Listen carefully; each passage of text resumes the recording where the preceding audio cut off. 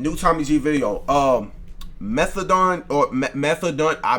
I don't fucking methadone meal. I don't fucking know. Inside Boston's drug epidemic.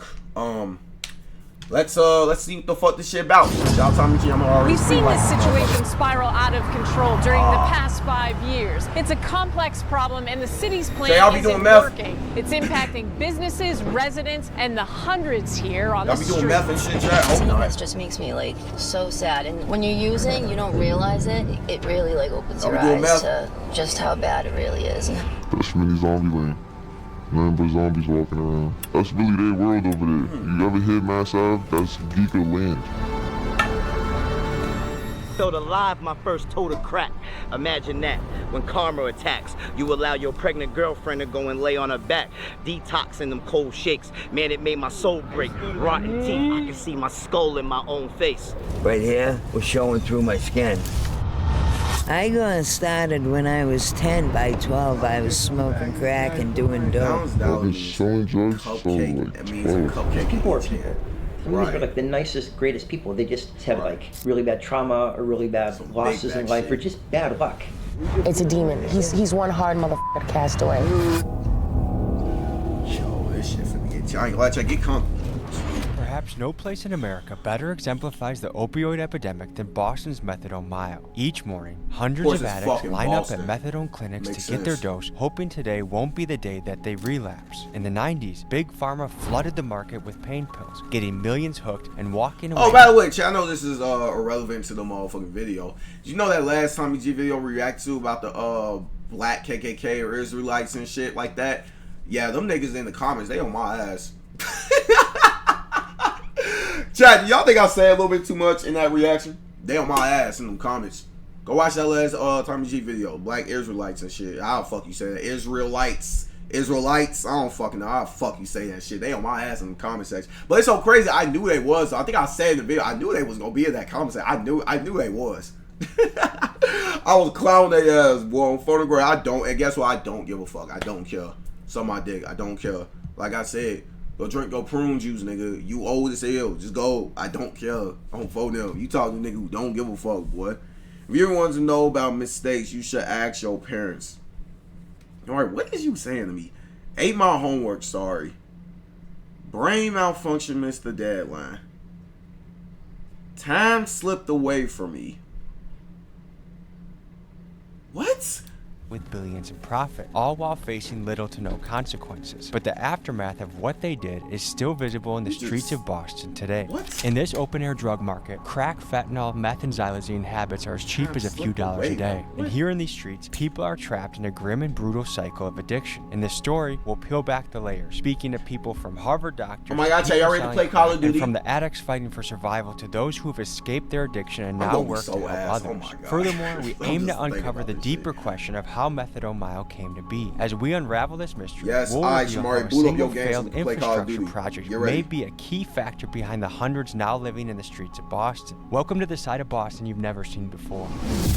This episode is brought to you by today's sponsor, BetterHelp. I've had the opportunity to interview everyone from billionaires to fentanyl dealers and everyone in between. And the truth is, everyone struggles in this journey of life, myself included. I recently started talking to someone because life is changing really fast. I became a dad, I moved, my career is going well, but it's very overwhelming at times. I found it very helpful to sit down and talk to somebody. For all you men out there, it's easy for us to go to the gym and work on our body, but there's some sort of stigma about working on our mind. And I think it's very important. One thing that's really nice about BetterHelp is they make it accessible. You don't gotta travel anywhere. You just book with somebody at your convenience, and you sit down and you have a therapy session in the comfort of your own house.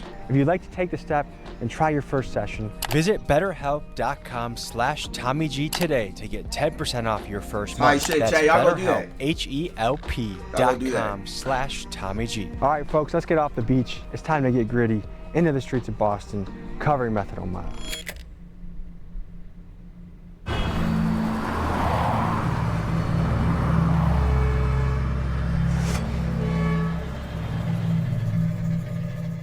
If If there's any place in America that's been affected by the opioid crisis, this has to be one of the ground zero spots. So something interesting in history, guys, is that way back in the day, Boston had a very booming opium trade. And actually that's one of the main hospitals in the area of Methadone Mile, Mass General. The endowment was funded by the opium traders. And we got a lot of Chinese folks addicted to opium.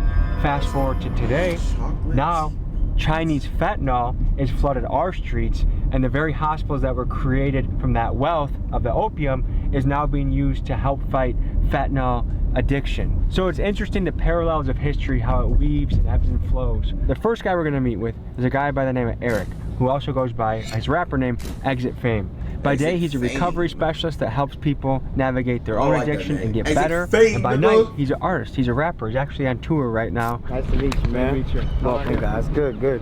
What this is, this area, this is what they called it: Mass Ave, Mass and Cass, Methadone Mile. This is a halfway house right here. It houses like 90 guys. A lot of craziness happens in there. I've been to a lot of halfway houses myself. I've been out here, stuff like that. Your bank loan because you got my insurance. Smart. What? Some of these people I know, like my guy right there. What up, dude? What up, man? Not much. What are you up to? We're actually doing a documentary on this area, but I know everybody don't want to be filmed. You know, might have a couple bucks for you.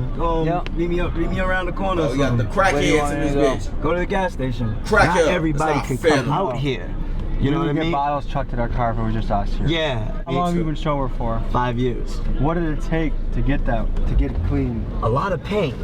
It's crazy because I'm a recovery coach with Gavin now. I'm working in Beth Israel hospitals. I came from circumstances, man, where I was a follower. You know what I mean?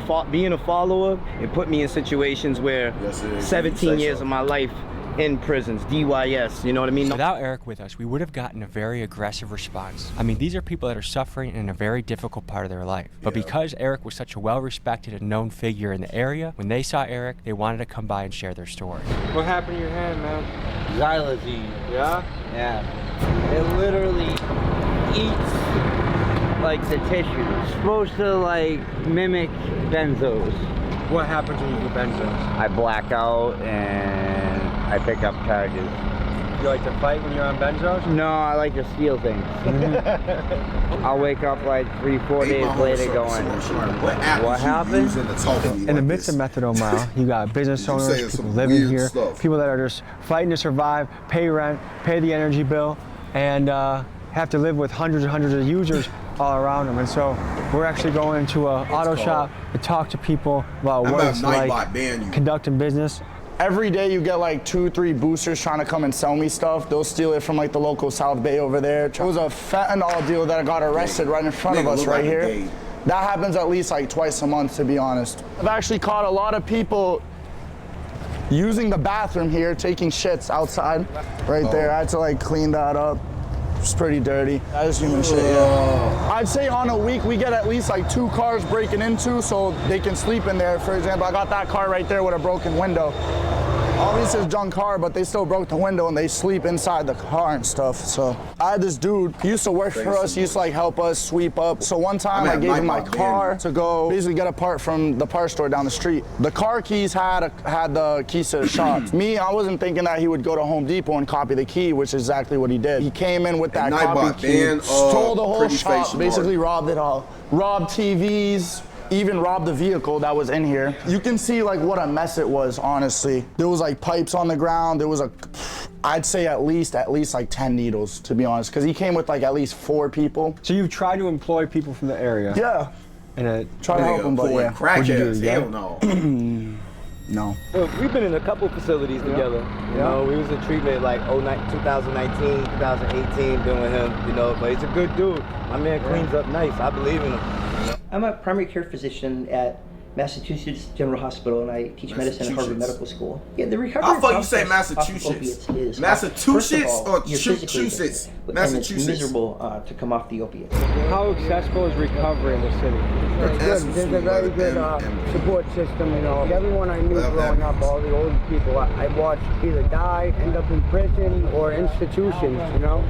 It even runs in my family. Is that when you were growing up, when you were young too? Yeah. I started seeing it when I was young, you know. What do you see as the way out of all of this? I know that the only way out of all of this is to do the right thing, make a step to change your life, and, you know, get sober. You get addicted. Yo, crackheads are the most funny, interesting people, because I swear they just be doing the most randomest shit.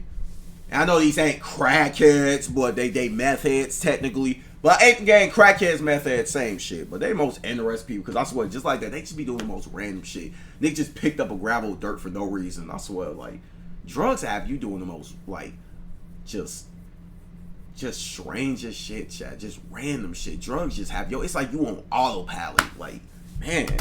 Emotional connection. Please don't do drugs. Unfortunately, becomes with the drug itself, and you sort of tune out other people. So the minute you take the drug away, you're very lonely, and you're just kind of stuck in this awful place where you're. And then third of all, you're dealing with all the chaos that you've created in your life. I think most people, some people are lucky, but most people create quite a mess. Like my mother's in addiction, you know? And she's like the most important person in my life. I can be there for her, be around her, and I know that if she's in active addiction using, I can't change her or make her better, you know, you have to want it on your own. I am an Alcoholics Anonymous. Shout out to all the fellowships out there that's helping people change their lives. My father had this disease, because we do believe that this is a disease, and got to a point where he was sneaking drugs out of my stuff, and one day I found him dead in the house. Damn. I had to smoke crack to deal with life. I had to use dope to deal with life. But now I'm stealing from my mother, I'm stealing from my kids, and the craziness that I did to get the next one. Jumping in cars while they're still running, only to find that there's a baby in the back. I'm playing with my life now just to get high or steal something from someone's car I haven't used since 2019, August 3rd. For anybody out there watching this, man, and seeing the reality of what's really going on, nobody wants to be in this situation. We all looking for a way out, and that's why it's never go back.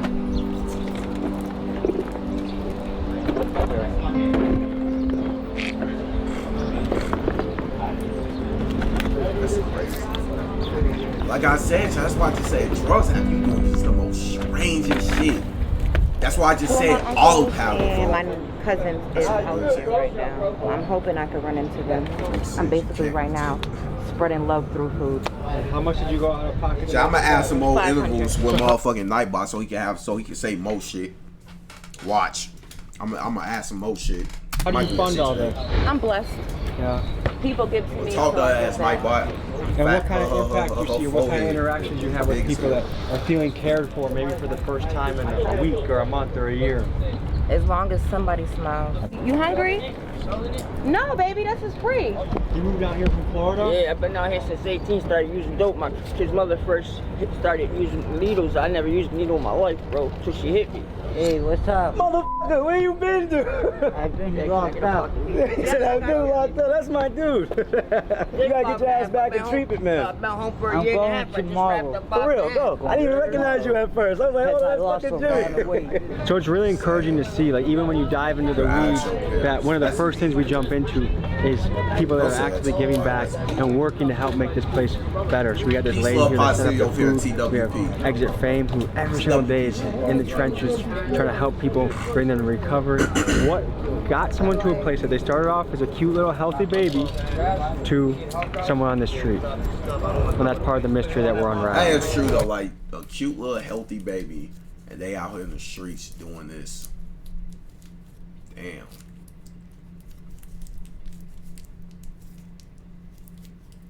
Because every time I say red, I'm like, what? Huh?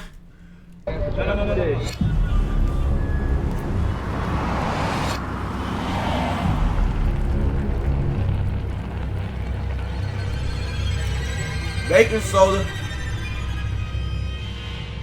We're gonna go to something. What y'all think meth smells like? A crack house. I thought crack was a relic of maybe the 80s, and that. I know what crack smelled like. I smelled crack before. Not like I did crack. Obviously, I've smelt it. Like people who did it, I've smelt it. I know what that shit smell like. I know that it smells like. It smells sweet, if that makes sense. Like burnt sweet. I don't know like the exact smell, like, but it smelled like something. It's like I can't describe what it smelled like. But if for those people who smell crack before, you know what the fuck I'm talking about. That shit smell weird as hell. Still alive and well here in Boston and probably more cities than I know. With you, ask my friends. It's kind of crazy. We're driving through a wealthy neighborhood. What? We're only 10 minutes from the spot, and it just goes to show you're never really that far away from where it goes down. For context, there's kids on a playground. Like outside it's very normal and family-like, and inside there's crack. Yeah. Yo, we're outside. What's up, bro? Good to meet you. So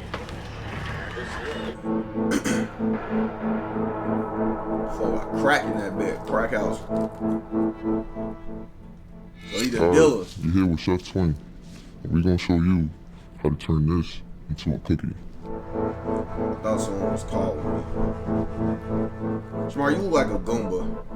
I've been selling drugs since I was like 12. Holy I learned how to chef when I was like 16. What do you think about the risks of this business? There's always a bunch of risks, but that's what comes with it. You gotta take risks to get rich. That's my motto. Is there such thing as secondhand high just for I said you it? look like a Goomba. This is around the time where it'll start doing that. But if you can see, yeah, it dried you up. don't want to inhale that shit. Do you ever feel bad for the fiends? Not really. I actually love my fiends too. I don't be feeling bad though. I feel like whatever you're consuming is on you.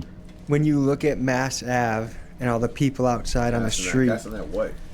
what role do you feel like you play in all of that? I'm there for them. They gonna get it one way or another. That's not I'm just helping them forehead. out. Like I said, my forehead is normal. I don't know why you keep on saying that. Look at this shit. Look how small this is. I have literally a dead ass normal size forehead. You keep on playing with me, Shamari. Look at this shit. See this shit, chat? Normal size forehead. Yeah. Feel me calling some cats in that forehead. Look at the back of your head. How am I supposed to look at the back of my head, Shamari? How am I supposed to do that? How am I supposed to look at the back of my head? What does the back of my head got to do with anything? You said my forehead. In the last 7 days, how much money would you say you've made You doing got this? peanut head, bro. You say that. I got peanut head. Have you ever lost Like, if I cut my head off right now, you gonna see I got peanut head. She got high in front of her. She just kept getting high. She got high.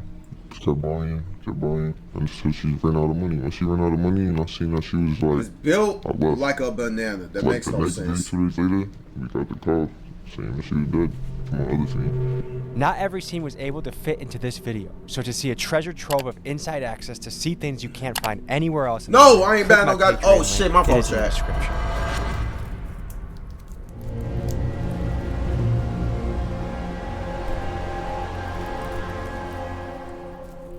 Good morning, everybody. It's 7:30 here. We're up early to see what the methadone clinics look like right now. Apparently there are lines around the corner. This is when everyone gets their dose of methadone.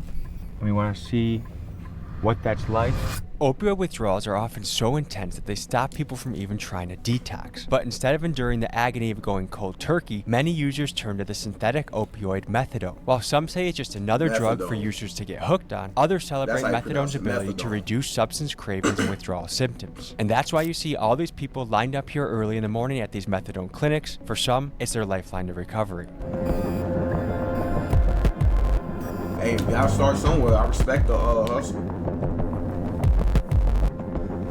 About what time does the methadone clinic line start? 5 a.m. in the morning. So people are up early. Yeah. So people are wondering, does methadone help the problem or hurt the problem? It helps the problem. Hey, what's up, man? What's going on, brother? What time do you guys get up and get ready to get in the line? I get up anywhere from like 6 to 9 when there's no line. When you first receive a dose of methadone, how do you feel after? So it takes about 15 minutes for it to kick in, but after it kicks in, I feel like just relaxed, more or less. The same, normal. Like, is there a high or a buzz to it? No buzz. So would you say it helps your life? Definitely, it honestly saved my life. I've been on drugs on and off for 10 years. I tried Suboxone, Sublocade, what's the other one, Vivitrol, all the shots. Yeah. And I've noticed methadone's the one that really helped me the most. Tight shit. So y'all know anybody on drugs in your family? That's xylazine. That's what xylazine is. That's from xylazine? That's from xylazine. I seen this video on Twitter one time of this nigga. He had showed his leg, and like all you could see is his bones and shit on his shin that like was rotted away. Cause I think he did the same shit. He was doing meth, like all type of drugs shit. You could see on his leg, that's all of them, his bones and shit was rotted, and you could literally see inside. It was like, oh yeah, you could literally see like it was rotted, skin gone. Like he was showing his legs, like, ooh. I remember that video. I saw it like it was like a couple months ago. I saw this shit on Twitter, and I think that's probably what his shit looking like. I had to see how tough. I know people that sniffing. Yeah, they like it's like their bones and skin rot, and you could just start seeing. Ooh, it's nasty. It was nasty. Ew. That's what that's from too. I had one point with my shin bone here, right here. Yeah, I told you the shin bone. I seen that shit. Like I said, you could just see this boy. I think he was like 19 years old, and you could just see his shit just all rotty, his bones just all that. Ooh, nasty as fuck. Right here. Yeah, it's gotten to get that way again anyway, but all this is from xylazine. The back here, these cuts, this one here I could put my finger through before. But yeah, a lot of holes in that. Facts are right. All in here, like, you know. How much did a rough childhood play a part in where you are today? Huge. I went through the whole Catholic priest thing, and I will say that was the biggest thing that made me want to use. I got started when I was 10. My brother was 5 years older. He got me selling weed. That nigga got the real motherfucking Boston accent. Goddamn. By 10, by 12, I was smoking crack and doing dope. Where were your parents in all of this? Too busy to give a fuck about us. My father just beat the shit out of us every day. And my mother kind of wished she never had us. She said it all the time. And she didn't even cry when my brother got murdered after he did 12 years in Walpole. What? She didn't cry at his funeral. I miss my brother every day.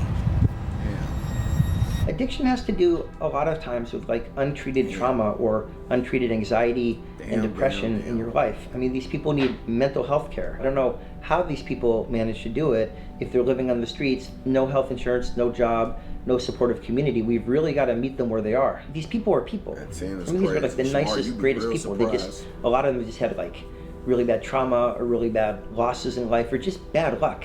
Getting them on medical therapy is the first step. And make sure they're not going to overdose. Get them on Suboxone, methadone. But you have to get people housing. It's very difficult to stay in stable recovery if you don't have a stable place for housing. What resources are out there to help you on your journey? Oh, I can go into a program where people got mad drugs and just do them in there. There is no help. So the biggest misconception is that we have these happy hedonists roaming around, whereas the people who are addicted are the most miserable people on the face of the earth, and they desperately need our help, care, and attention. After you smoke crack, you get resin and, you know, you get a push. And unfortunately, this is but this little bit will get you going and turn into a day of a devil chase. We're sitting here interviewing, but this is not something that's to be glorified. This is a disease that we're facing, and it's literally a mental trap. Unfortunately, this is what crack cocaine and drugs do to you. For anyone who's watching this, you know, I would say, you know, if you're not doing drugs, don't do them. But if you're doing them, do them the safest way you can, and you know, just try to stay conscious and, you know, stay strong, and eventually you'll get through it. So what's the penalty if a cop sees this? Nothing. For context, we were across the street from a jail where inmates were cleaning up garbage and cop cars lined the street, and these users were openly using drugs without any concern for being caught. Anywhere else, I swear, this is like a zone for where this is allowed. And we're literally next to a sheriff, and are you worried at all with having open stuff? No, I would never hit you, don't worry. I'm precision with that thing. Good to see you, brother. Good to see you. My name's Matty, bro. Nice to meet you. Here, walk and talk with me. We're doing a methadone mild documentary. Exit, what's up, brother? See all the big hitters out right here. Congratulations. Yeah, man. Sober house. Yeah, thank you, bro. I heard. This shit's wild out here, bro. So that's like a common thing, man. You'll see that all day, every day. You see how it is. Tell me about, like, do you have a story with recovery or addiction? Yeah, I did 17 years in prison, bro. I was in the max for 17 years. I started getting high up there doing dope. When I got home, I was clean for about a year, and then Your addiction started in prison? Yeah, I shot dope for the first time in prison. It's crazy, right? How hard is it to get in prison? Your deal is next door. You know what I mean? They'll cuff it to you, do whatever. So as a former user, taking away the tents, does that help the situation or hurt the situation? Bro, in my opinion, they took people out of a secluded area and put them right on Front Street, bro. Just hours ago, we saw plenty of tents and plenty of crowds out at Mass and Cass. We did talk with the mayor. She did say the city is making progress, but agrees more needs to be done. Boston Mayor Michelle Wu says things are better than a year ago with more people in permanent and transitional housing. It's not the same as where we were a year ago with fortified encampments and people who have been truly residing on the streets for years at that point. For the most part, I feel like these people are harmless, bro. You know what I mean? It's just a matter of, you know, mixing it up with the Where drugs. do you put folks like this? What do you do with guys like that? Man, it's hard, bro, because they go to the hospital and they'll kick you back. If you don't say you're suicidal, they're kicking you back out on the streets. When I meditate, I inhale through my nose. In the streets, I exhale crack smoke and negativity through my mouth. Money feeds your ego. Integrity makes you the man of the house. I'm not from Milwaukee, but since 13, I was chasing them bucks. Being mentally locked in is better than being physically locked up. We're out here at Bedrock in front of a recovery center, and we're going to talk to Could've a been guy better, who but it just was hit decent. 8 years sober today, and also show you inside a facility that someone might come to start that journey of recovery and sobriety. Tell the people who you are. I ain't from and why Milwaukee, but we today's play for the important. Bucks. So I'm mathematics. I'm a recovering alcoholic or an addict, recovering, gangster get money and stuff in the streets. And then now today, I'm also recovering from low self-esteem, low self-worth, low self-doubt, also addiction and alcoholism and criminal thinking. And so today I celebrate 8 years of recovery. And what makes me in recovery is because I work a program that's a thinking and a personality change. What is your role in this facility? So I'm a group specialist, and then I'm also an alumni coordinator, and I do community engagement. So I get people back into the facility if they need help. You just gotta surrender. You can do it. You already did it for 8 months, so you know you can do it. You just gotta give yourself another shot. When I fucking went out. Remember I met you over at the tent? Yes, yes. You got this, you got this, you got this. So pretend you just found me on Mass Ave. What am I going through today? All right, so the first thing that would happen is you would come and do an intake inside of here. There'd be like a nurse. You get like some toiletries. And this is where they do the intake. They ask you like what you're detoxing from, a whole plethora of questions. And then the nurse clears you to go upstairs to either residential, if your urine's clean, if you're stable. But if you need a detox, you gotta go to detox for up to 8 days. Seeing how nice this place is, it's hard for me to imagine choosing to stay in the street over coming here. Yeah, but there's a mental obsession, and the mental obsession is so strong that, a mental obsession is a persistent, reoccurring thought that doesn't respond to logic or reason. First of all, you're physically addicted, and it's miserable to come off the opiates. And that lasts for weeks. And then there's a psychological component. It's very difficult to get off opiates. When you get addicted, your sort of emotional connection unfortunately becomes with the drug itself, and you sort of tune out other people. So the minute you take the drug away, you're very lonely and you're just kind of stuck in this awful place. So it'd be logical and reasonable to say that, but when that mental obsession, the grips of addiction are on you, it's all about the next one. We put this in front of our families, in front of our mothers, in front of our kids. I'll overdose, I'll rip the IV out my arm, and 2 minutes later I'll go call the dealer and get more of the stuff that'll almost just kill me. No fear, you can't scare an alcoholic or an addict. So I would come down to this methadone clinic, get my dose, and then after you get your dose, and then you walk up this way, and when I would stop walking up this way, it would be to like sell pills, either buy some crack. Sometimes I would get high over here behind these trailers. So this is the infamous McDonald's. Before you could sell drugs out there in the open like it's going now before COVID, most of all the drugs were sold through the McDonald's right here. What is the recovery rate? If they come in here for an 8-day treatment, what is the percentage chance they're gonna? 1 out of 10 make it to 30 days. 8 days isn't enough. Detox is grammar school, then 30-day treatments high school, then inpatient like 2 or 3 month treatments college, and IOP 5 is like master degree, IOP 3 is like PhD, and then going home right after detox is like trying to get a master's and a doctorate at the same time. So you're trying to go home with a grammar school education, but you're trying to pass doctorate and master's degree level classes, and that's why we have 13 alcoholics and addicts dying every hour. Does harm reduction, does it help people or does it enable addiction? So I had a bad vision of harm reduction before, but I think now the scope is we'd rather have the person alive on harm reduction than pass away. My only thing with harm reduction is most people get on it, but they struggle to get off. Most addicts and alcoholics, we only know how to start doing drugs and alcohol, but we don't know how to stop. So this is my office. You got an office, man? Yeah. What is it like for your family and friends seeing you back in the day hustling, taking, using to, he has post-it notes on his computer.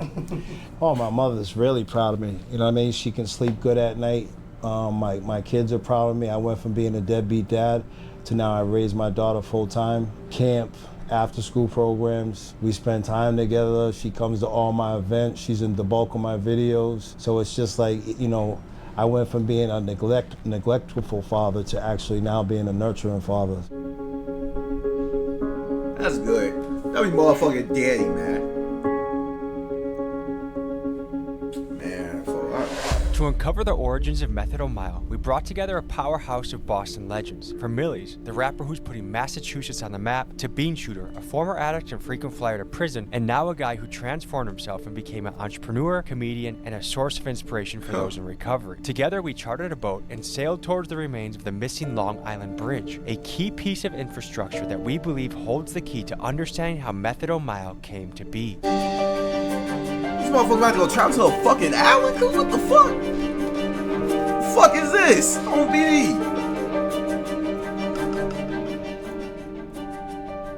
So fellas, we're right by Long Island and Quincy. Tell me what this island means to you in your journey. As far as I go, you know, I was always going out there to detox in Long Island or Andrew House recovery on the island, which you could go out there to detox. They used to drive you over the bridge. They used to have these buses at night, and all the homeless people would line up, and it had a fenced-in area, and they'd bus them all over here at night.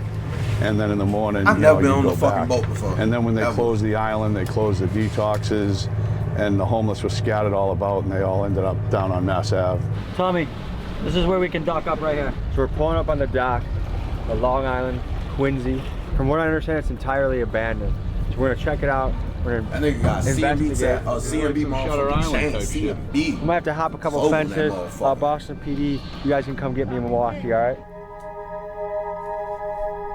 Oh, he hopping the fence on the gas. Back behind these trees and all the way down, we had sober living homes, recovery homes, juvenile detention facilities, and this is where people would get bused back. They'd be going through detox. They go bus back from Boston to here.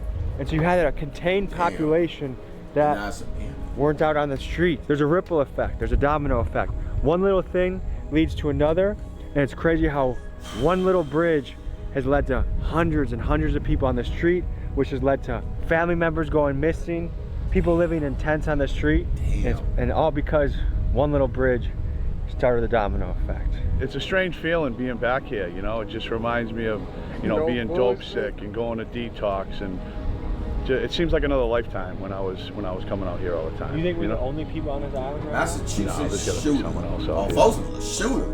Damn. He was a Uda. Hell no. Ski! Ski! I think Tommy about that shit. He hopping feet, jumping gates, all type of shit. I like that. I mean, 100%. We're this rich, prosperous country, but we have these cities with all these addicts on the street. We have abandoned buildings with wooden boards over the windows. It's almost embarrassing because when most countries think of America, they don't think of this. Everybody says we want to help addicts, we want to do this. And me opening sober homes, I found this firsthand until it goes into your neighborhood. Then we want money for addiction, just not in my backyard.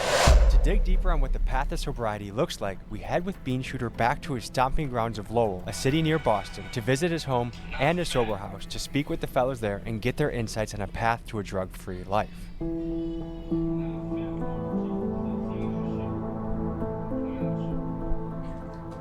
That's my prison mugshot, actually. What'd you go away for this one?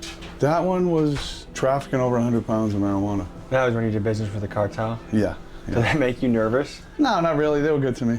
They were good people. So when I got custody of my daughter, it was only 2 bedrooms, me and my father, and that was my bedroom. I had to make a bedroom up here, which is like a prison cell. This is how I live. Tommy don't believe it. Look at Oh shit, what the fuck? The obligatory ice pick next to the bed. This is when I'm gonna climb down the ladder to piss at night. I'm a real fucking Viking. You really piss that every Sometimes night? I have to, Tommy, you know? Sometimes I have no fucking choice. Over your lifetime, how much time did you spend in prison? I've been asked that a lot. About 13, 14 years. That's a long ass time. Damn. Yeah, but on the installment plan. Oh, this is my first sober house I bought. Want to see the house inside? Yeah. That's me. It's my old Doing time like a gentleman since 1985. Yeah, true. Was part of your journey getting sober in a sober house like this? Oh, I've been in a bunch of them, but when I got sober last time, was in Deerfield Beach, Florida, and I was in a sober house, and I remember getting in there, and I'm like, wait a minute, there's 6 guys in here paying $150 a week. That's $900 a week. That's fucking $3,600 a month in this little fucking ranch, right? And because I've always been a numbers guy, you know, selling drugs and doing whatever, and that was when I first got the idea. Wow, you make money and you're helping people. Like anybody will tell you that's a recovering addict. Helping another addict helps me.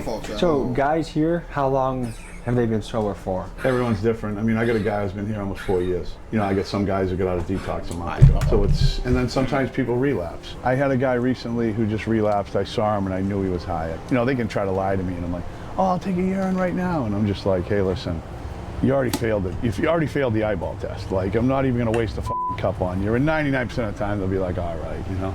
Recently, I came here just like this. We were right here on the porch, and Bundy went in. And I says, "Oh, go in and get so and so, Jason." And I heard him scream, "Get the Narcan!" And I'd been open 5 years. I'd never had anybody die in my house. And I ran in and I touched him, and he was ice cold. I just said, "Fucking, you can put the Narcan away," you know.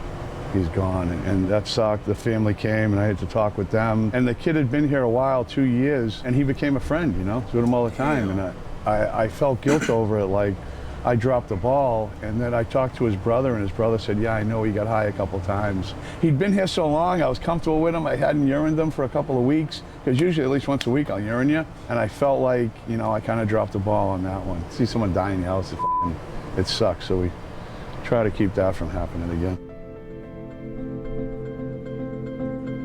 Damn, that's tough. So Lopez, tell me, how far into your journey of sobriety are you? Right now, I came here November 6th of last year, but my recovery is good. You know, it's been a struggle and a roller coaster. How many days in are you? Altogether, since last year, would have been 10 months. Just driving around here, even a few blocks around here, there's a lot more people out in the park. I'd imagine if your number one goal is to be sober and then you're surrounded by people that are using 2 blocks away, 3 blocks away, does it make that journey difficult? I like that room. No, because sometimes, you know, when I leave out of here, I pray, I say, God, you know, just lead me in the right path. And I go from here straight to the recovery cafe. You know, I don't like to pass through the park today because they all know me. I know everybody from Lowell. And, you know, it breaks my heart just to see a lot of my friends on active addiction and I can't do nothing about it, you know. How many people do you think you've lost to fentanyl? I've lost a lot. For 30 at least. Damn. I've seen a lot of dead people in my life, man. A lot of faces that I'm always dreaming about. You get traumatized, man. Look at that guy's colors, blue and gray. I mean, it's just sad, you know. Lopez, thank you for sharing your story, man. We wish you the best on your journey, okay? All right, man. You manage a sober living house. What are the biggest hurdles keeping 12 other people in this house sober? They go out, they do their thing, they come back in here, and a lot of them, they start drinking, they start doing whatever, dope, whatever. And I'll try to work with it. You go to rehab for a couple of weeks. If not, you get the fuck out. So have you had to kick someone out before? Yeah. A taxpayer might say, why am I funding addicts getting free needles, free pipes when I can barely pay rent? What do you think about that? I don't know, it's almost like you're encouraging. I don't know, it's a 50-50. It can go swing both ways. Mr. Kranowski, so how long you been sober now? So now, it's getting close to three years. He's the manager of my other sober house. So Bundy's the manager of this one, Brian's the manager of my other one. It was the perfect place for me. This is good stuff, a lot of good stuff goes on here. I got my old job back, I beat the case. They told me beat the case, you get your job back. Got my old job back, just bought a car, first time in 15 years, probably 20 years. I'm making moves right now, making moves. Yeah. So basically, we had these big corporate companies like Purdue Pharma, the Sackler family, pushing tons of this stuff out. Then people are starting to get, that starts the addiction journey. None of them ever went to jail. None of them ever got in trouble. They're still very rich. And meanwhile, millions of Americans now are ruined so many struggling. lives, yeah. What do you guys think about that? They should be fucking hung by their balls. It's corporate greed. Gentlemen, hey, I just want to say, I wish you guys the best on your journey. Thank you for sharing your story. Take care. It's honestly fucked up that Big Pharma can run amok, racking up billions in profit and leaving a trail of millions of misery in their wake. Also, a few top shareholders can pop a cork from their stupid yacht. I wish we had politicians that actually represented the people and protected Americans from companies that care nothing for their impact on the world, but only for their financial bottom line. But perhaps I'll address that in a future episode when one day this channel goes on an absolute fucking rampage exposing Big Pharma. And while we all are aware that some shadowy corporate villains are in our crosshairs, let's end this episode by celebrating the local heroes striving to make a difference. Facts, Exit Fame, Mathematics, and Bean Shooter. I have their Instagrams tagged in the description. Please blow them up with positive messages. And finally, to the people out there struggling to be sober, I'm rooting for you. You got this. I'll see you guys next week. Facts, man. Facts. Y'all niggas got this shit, folks. Y'all ass got this shit, folks. Shout out Tommy G, man. W fucking vid, nigga. W fucking vid. Shout out Tommy G, folks. Yo, I got addiction, chat. I promise you gonna get through that bitch. I promise you. And please don't do drugs, people. Please don't. Like, please don't.